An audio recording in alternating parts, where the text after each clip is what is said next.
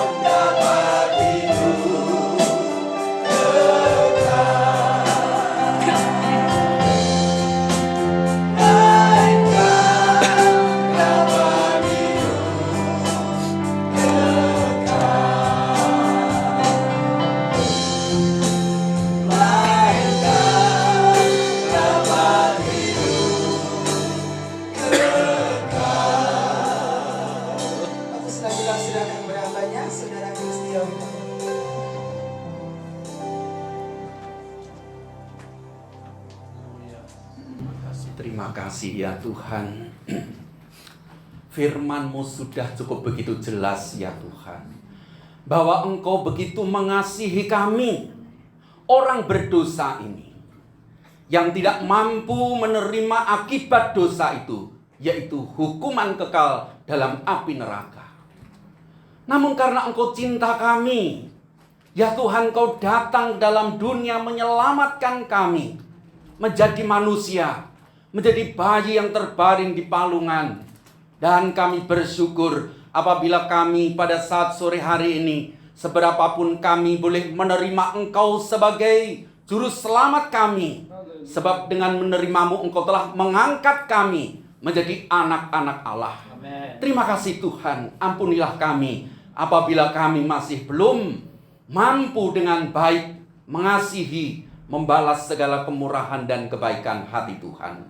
Sebentar lagi kami akan belajar firman-Mu. Biar Tuhan Kau menolong kami melalui Roh Kudus-Mu, Roh kebenaran, Roh yang menuntun kepada ajaran Kristus, supaya di dalam Dia kami beroleh pencerahan, sehingga kami tetap kuat berakar di dalam Yesus Kristus Tuhan kami.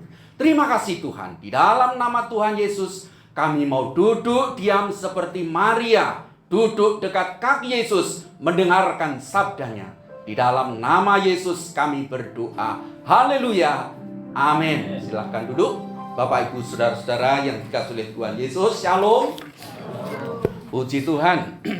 Kita bersyukur saudara-saudara bahwa kita boleh diangkat menjadi anak-anak Allah.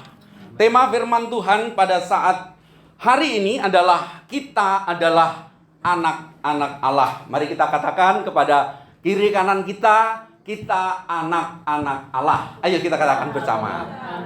Puji Tuhan. Kita adalah anak-anak Allah. Bapak Ibu berkata kepada kiri kanan, kita adalah anak-anak Allah.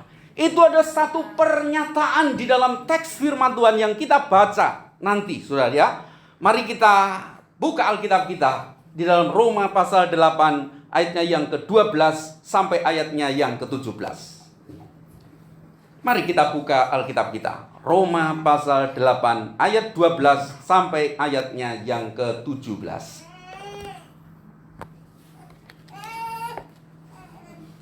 Roma 8 ayat 12 sampai ayatnya yang ke-17 akan saya bacakan.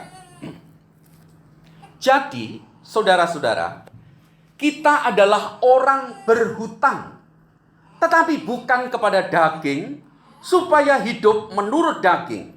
Sebab jika kamu hidup menurut daging, kamu akan mati. Tetapi jika oleh roh kamu mematikan perbuatan-perbuatan tubuhmu, kamu akan hidup. Semua orang yang dipimpin roh Allah adalah anak Allah. Sebab kamu tidak menerima roh perbudakan yang membuat kamu menjadi takut lagi, tetapi kamu telah menerima roh yang menjadikan kamu anak Allah. Oleh roh itu kita berseru, ya Aba, ya Bapa. Roh itu bersaksi bersama-sama dengan roh kita bahwa kita adalah anak-anak Allah.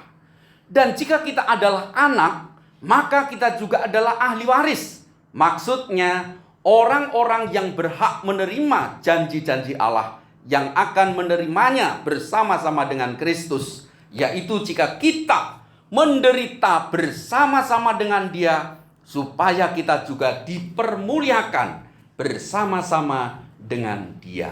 Amin. Puji Tuhan.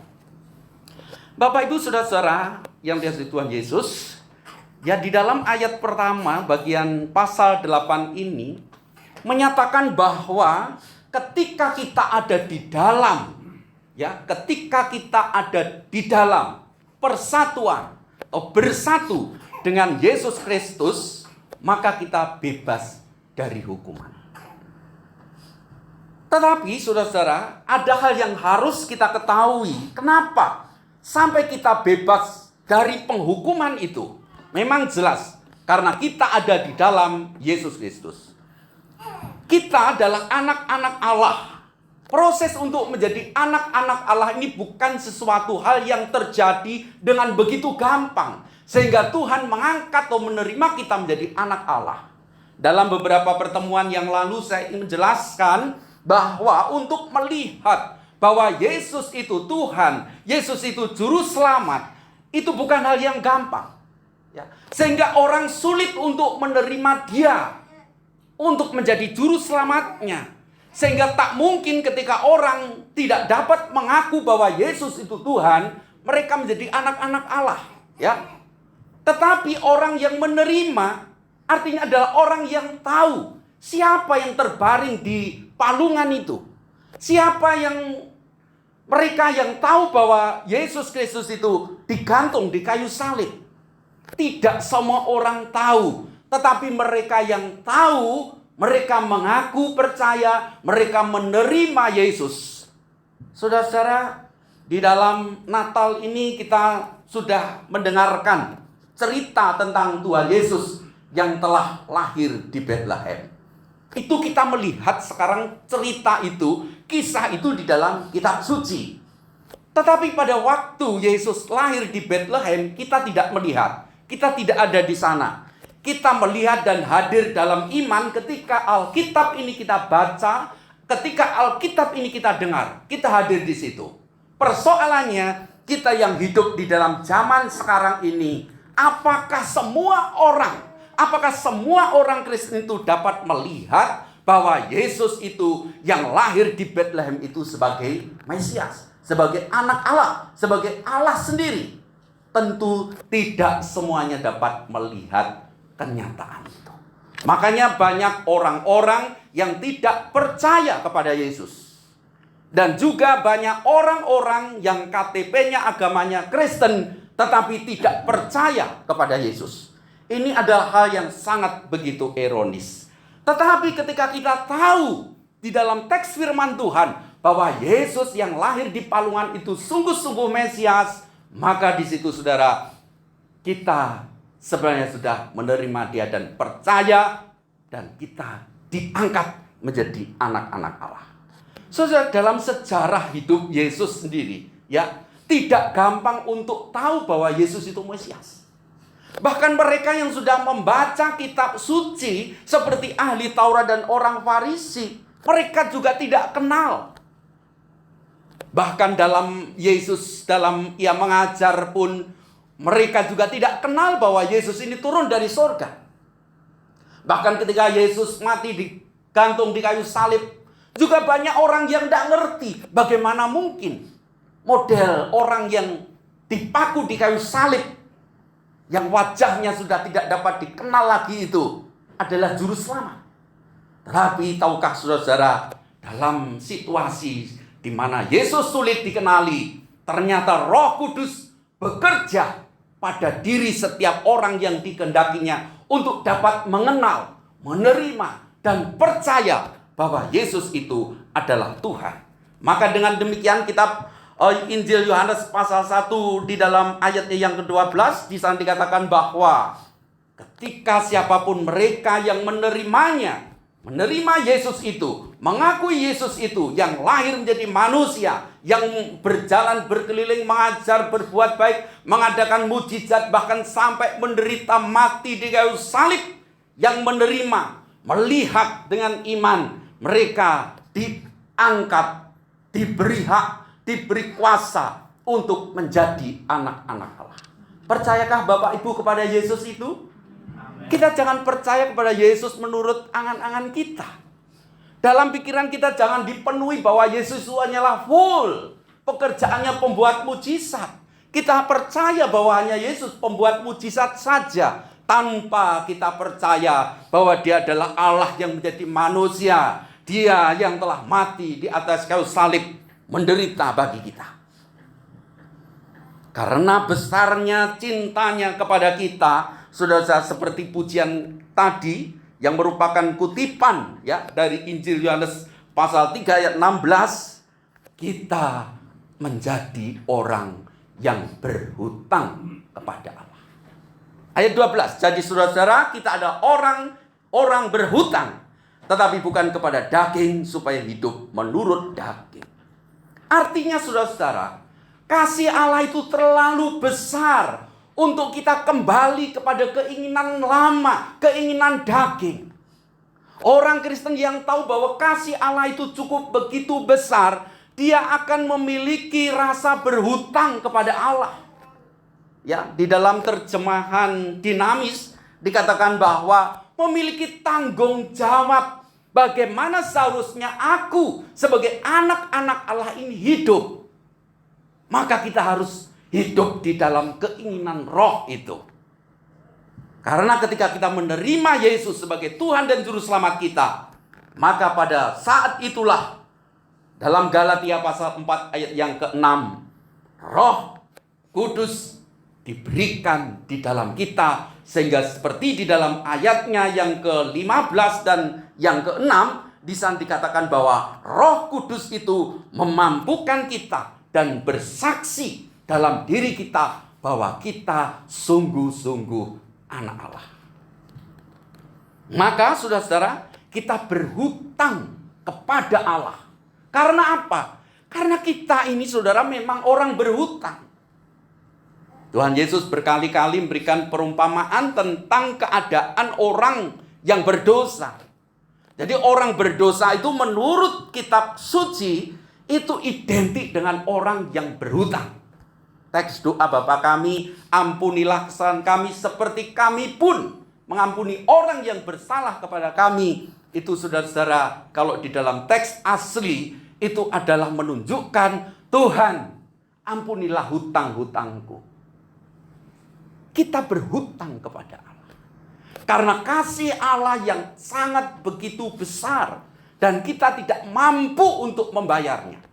Kembali Tuhan Yesus, saudara, memberikan perumpamaan bahwa banyak orang yang berhutang, 2 orang yang berhutang, yang 1 5 dinar, yang 1 500 dinar. dibebaskan oleh Tuhan yang 500. Kedua-duanya dibebaskan. Baik yang 5 dinar maupun yang 500 dinar dibebaskan. Lalu saudara-saudara, Tuhan Yesus tanya kepada para rasul, dari yang 500 dibebaskan itu dengan yang 50, mana yang penuh syukur? Coba saya ingin tanya kepada Bapak Ibu di sini, mana yang lebih bersyukur kepada Tuhan? Orang yang berhutang 500, ya katakan 500 juta dibebaskan, dengan orang yang berhutang 5 juta sama-sama dibebaskan. Mana yang bersyukur, mana yang paling berterima kasih? Mana Bapak Ibu? Ya? Yang mana yang paling bersyukur? Berapa? 500 juta. Dia akan bersyukur karena dia dibebaskan dari hutangnya yang besar. Dia akan bersyukur. Rasa syukur inilah saudara-saudara merupakan suatu bentuk hutang yang harus kita kembalikan kepada Allah. Bentuk konkretnya seperti apa? Salah satunya kita boleh datang pada sore hari. Jadi pada sore hari ini Bapak Ibu Saudara adalah memiliki hutang kepada Allah. Karena Allah telah menyelamatkan, mengangkat Bapak Ibu menjadi anak-anak Allah. Tetapi ada orang Kristen saudara, sudah diampuni, sudah dilunasi hutangnya, hutang dosanya, saudara, tapi belum merasa kalau dosanya itu diampuni. Sehingga untuk datang ke gereja juga masih belum ada semacam perasaan, ya bisa dikatakan perasaan yang selalu ingin dan ingin. Karena aku telah diangkat Tuhan menjadi anaknya. Saudara, sebelum kita menjadi anak-anak Allah, Yesus menegaskan kita itu anak-anak gelap. Kalau anak-anak gelap berarti anaknya setan, anaknya iblis. Tetapi ketika Tuhan mengangkat kita, karena kita menerima Dia dan memberikan rohnya kepada kita, kita diangkat menjadi anak-anak Allah. Katakanlah sebagai gambaran, saudara-saudara, kita ini bukan siapa-siapa ya. Kita ini adalah orang yang berhutang, yang bangkrut, tidak punya apa-apa. Bayar tidak bisa, saudara, akhirnya menjadi bangkrut. Mungkin kekayaannya habis, ludes semua. Akhirnya menjadi gelandangan. Tidak diperhatikan orang sama sekali. Tetapi dia masih di bawah tuntutan untuk melunasi hutang itu. Lalu datanglah saudara-saudara seorang yang ya katakanlah bupati, ya, orang-orang yang memiliki kedudukan tinggi, yang kaya. Saudara melihat ya kita yang sudah jatuh miskin, yang bangkrut itu, lalu sakno. Yo sakno rek. Kok enek wong mendino setiap hari ya duduk di pasar, mungkin mengais-ngais makanan di tong sampah, saudara ya. Lalu saudara orang bupati ini ya mencoba untuk mendekati ya, seperti Tuhan mendekati kita orang berdosa. Bupati ini mendekati ya, dimandikan dan lain sebagainya. Lalu saudara ditanya, lalu dia mengungkapkan persoalannya bahwa dia telah menerima banyak hal yang dia tidak mampu untuk melakukannya, yaitu berhutang banyak dan mengalami kebangkrutan dan tidak punya apa-apa sama sekali. Ya, jadi orang yang kehilangan kemuliaan Allah itu gambarannya seperti itu. Bangkrut total, tidak punya apa-apa. Memang pada dasarnya manusia tidak punya apa-apa. Ya, Salomo mengatakan, ya Tuhan punyamulah segala yang di langit, di bumi, segala kemuliaan, kekayaan, hormat dan kuasa adalah milikmu. Pada dasarnya memang manusia itu tidak punya apa-apa, tetapi diberi oleh Tuhan cahayanya, kemuliaannya. Tetapi karena dosa menjadi bangkrut, menjadi rusak.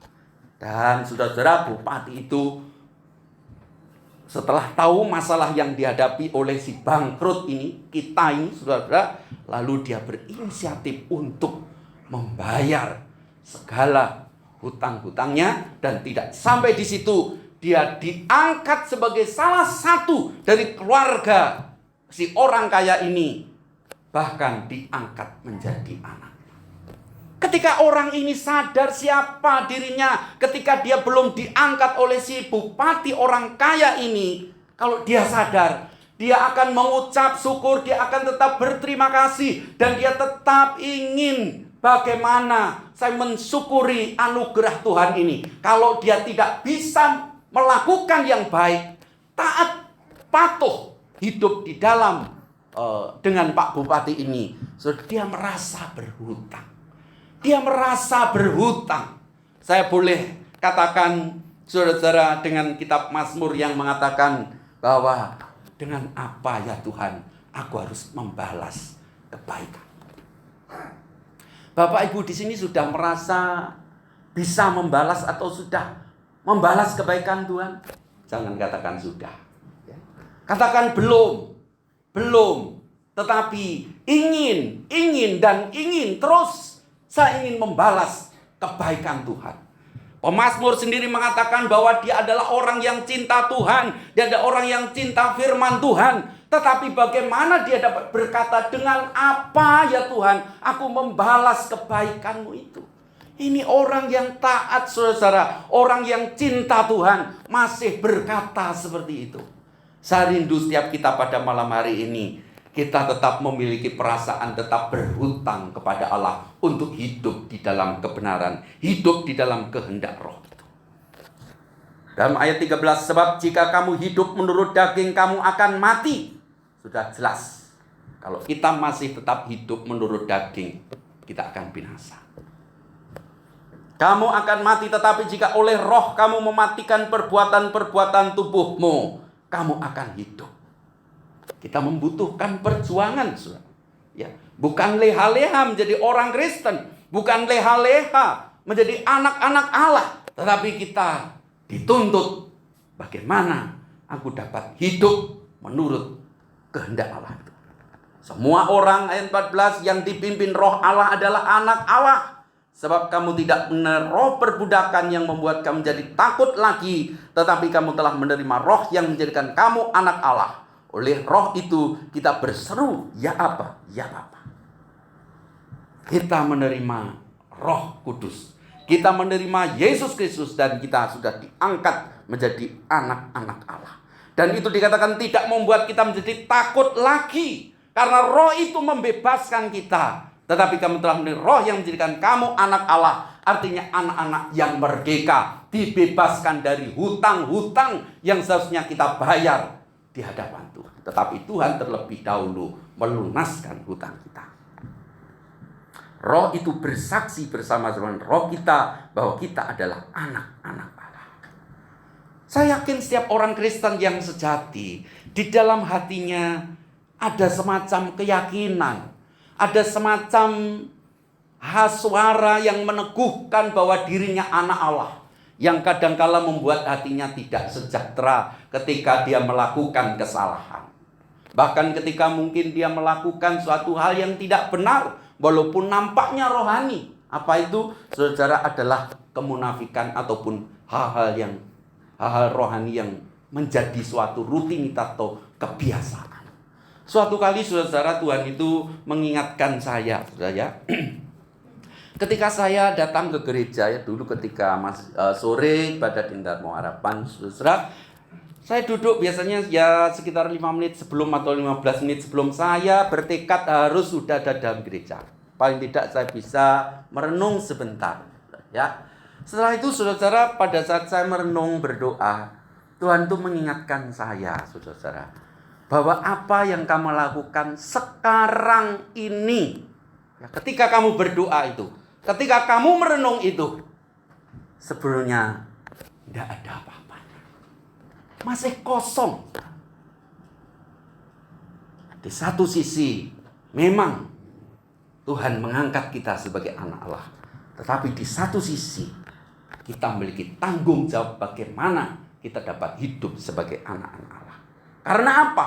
Allah yang maha kudus, Allah yang maha suci, Allah yang maha tinggi, yang transenden itu, dia mau turun menjadi imanen, menjadi sama seperti kita. Bahkan dia mempertaruhkan reputasi dirinya sebagai Allah yang maha tinggi, mau menjadi sama seperti kita. Bahkan dia mau menyediakan dirinya menjadi bapa bagi kita orang berdosa. Kurang apa, saudara, baiknya Tuhan itu kalau kita tidak belajar untuk bersyukur dan setia kepada Dia. Kita adalah anak-anak Allah karena Yesus Kristus. Tanpa Yesus Kristus kita bukan anak Allah. Jadi kita anak Allah itu adalah anak di dalam Putra Allah yang tunggal, yang telah memantulkan, yang telah menyinarkan kemuliaan Bapanya itu. Dan Dia mau tinggal di dalam hati kita. Saudara-saudara, ayat 17 ada satu berkat bagi setiap kita yang adalah anak-anak Allah, bahwa ketika kita menjadi anak-anak Allah, kita diberi hak untuk menerima janji-janji Allah. Janji-janji Allah ini yang akan kita terima adalah ketika kita dalam hidup sebagai anak-anak Allah ini, kita mau belajar hidup menderita bersama-sama dengan Kristus. Hidup menderita bersama Kristus itu seperti apa? Apakah pikul salib seperti di televisi itu?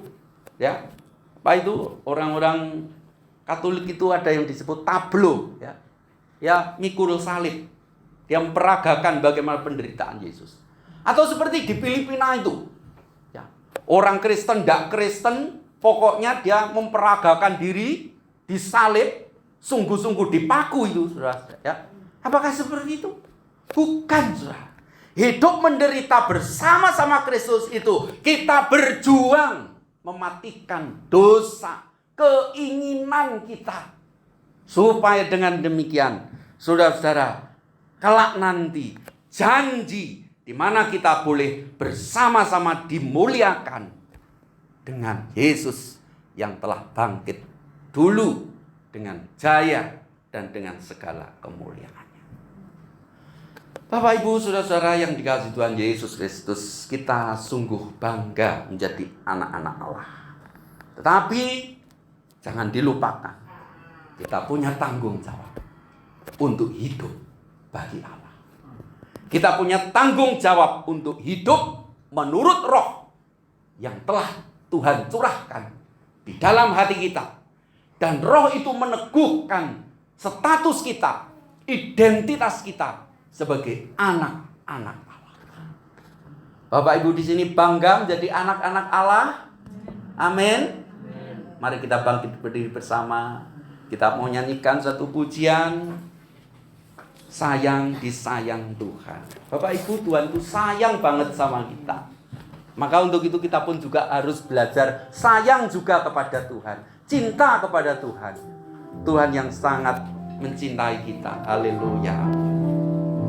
Sayang disayang Tuhan. Puji Tuhan.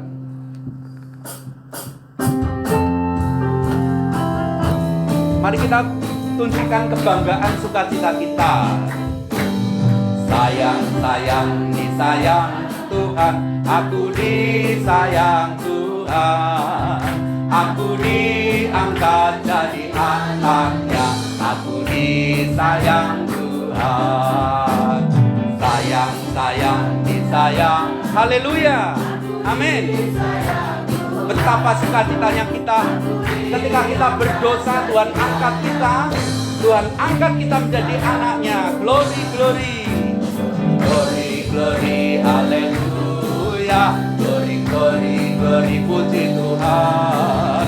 Glory, glory, glory, haleluya. Glory, glory, glory, puji Tuhan. Sayang disayang Tuhan. Aku disayang Tuhan. Aku diangkat jadi anaknya. Aku disayang. Sekali lagi, haleluya. Disayang Tuhan. Aku disayang Tuhan. Aku diangkat jadi anaknya. Aku disayang. Glory, haleluya. Glory, glory, haleluya. Glory, glory, glory, puji Tuhan. Glory, glory, glory, haleluya. Glory, glory, glory, puji Tuhan. Glory, haleluya. Glory, glory, haleluya. Glory, glory, glory, puji Tuhan. Glory, glory, glory, haleluya. Glory, glory, glory, puji Tuhan. Haleluya. Marilah kita masuk dalam doa. Tuhan, hati kami berglori. Hati kami dipenuhi dengan sukacita. Karena Engkau mau mengangkat kami menjadi anak-anak-Mu ya Tuhan. Demi itu Engkau rela menjadi manusia, lahir di kandang, bercampur dengan berbagai macam kotoran yang merupakan lambang dosa kami. Bahkan ketika Engkau mengajar berkeliling berbuat baik, menyembuhkan banyak orang sakit, penyakit, kelumpuhan, kematian. Itulah kami orang lumpuh, itulah kami orang sakit, itulah kami orang yang binasa, orang yang mati.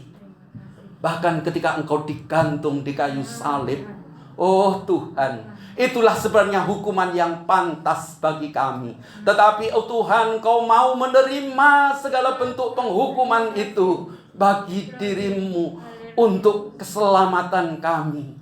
Terima kasih Tuhan untuk kasih-Mu yang besar. Engkau berkenan mengangkat kami pendosa-pendosa ini menjadi anak-anak-Mu. Biarlah kami belajar untuk membalas segala kebaikan dan kemurahan Tuhan yang tak terhingga ini dengan segala, yaitu ketaatan kami, kerendahan hati kami di dalam seluruh aspek hidup kami ya Tuhan. Buat kami menjadi setia, buat kami menjadi sayang Tuhan, buat kami mencintai Tuhan lebih dan lebih lagi, sampai kami menjadi kecil-kecil dan menjadi terkecil ya Tuhan. Biarlah Engkau selalu dimuliakan dalam hidup kami. Ampunilah dosa kami, berkati setiap kami umat-Mu dengan firman-Mu, Roh Kudus-Mu meteraikannya di dalam hati kami. Terima kasih, di dalam nama Tuhan Yesus kami berdoa serta mengucap syukur. Bersama-sama kita katakan amin. Silahkan duduk Bapak Ibu, Tuhan memberkati. Haleluya. Puji nama Tuhan. Kita bersyukur sudah diangkat menjadi anak-anak Allah yang sudah diberi dan menerima kuasa Roh Allah. Dan yang terlebih luar biasa, Tuhan telah memberi keselamatan bagi Bapak Ibu dan saya.